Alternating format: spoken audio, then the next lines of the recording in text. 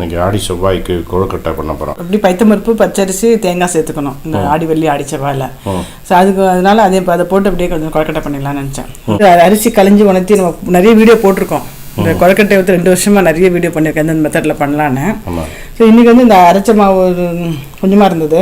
அதனால் அரிசி வந்து ஒரு 2 மணி நேரம் ஊற வைக்கணும். பச்சரிசியை வெறும் பச்சரிசி ஊற வைக்க வேணாம்னு சொல்லிட்டு சும்மா 2 பைத்தம்பருப்பு போட்டுருக்கேன். இந்த ஊற வச்சு தான் நல்லா நைஸாக அரைச்சிட்டு அது வெளியில் மாவு கிண்டுறதை கிண்டிட்டுருவேன். உள்ளே வைக்கிற பூர்ணம் வந்து பைத்தம்பருப்பை வேக வச்சுட்டுருக்கேன்.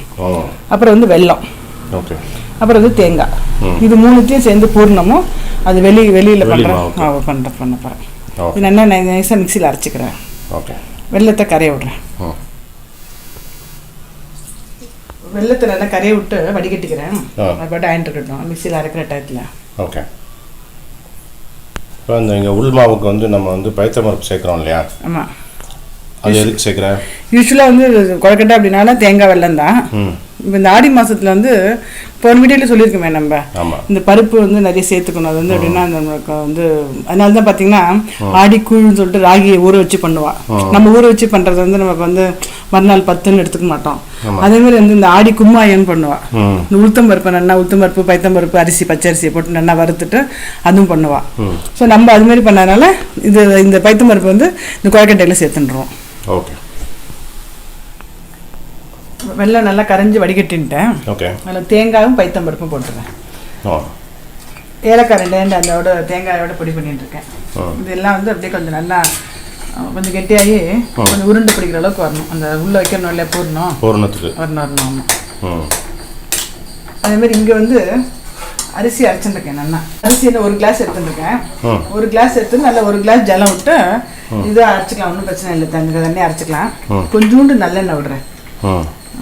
துளியோண்டு அது ஒட்டாமல் வரதுக்காக. இது வரணும்னு அவசியம் இல்லை.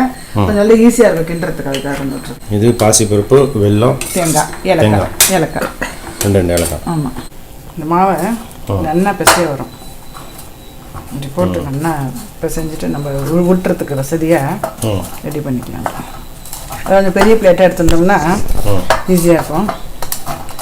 அந்த 1 ஸ்பூன் நல்லெண்ணெய் விட்டோம் பார்த்தீங்களா, அவ்வளோதான். அதுக்கப்புறம் எண்ணெய் தேவைப்படாது. நல்லெண்ணெய் வேணும்னா நெய்யை விட்டுக்கலாம். அது அவ்வளோ இஷ்டம். அது நல்லா பிசைஞ்சிட்டு நம்ம மோதகம் பண்ணுறதுக்கு ஈஸியாக இருக்கும். இப்படியே பண்ணி வச்சுக்கலாம்.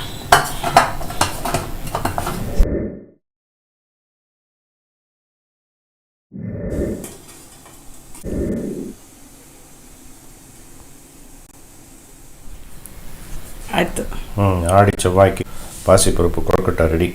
ஆமாம். சூப்பர். தேங்க்ஸ் ஜெஸ்ரீ. ஓகே.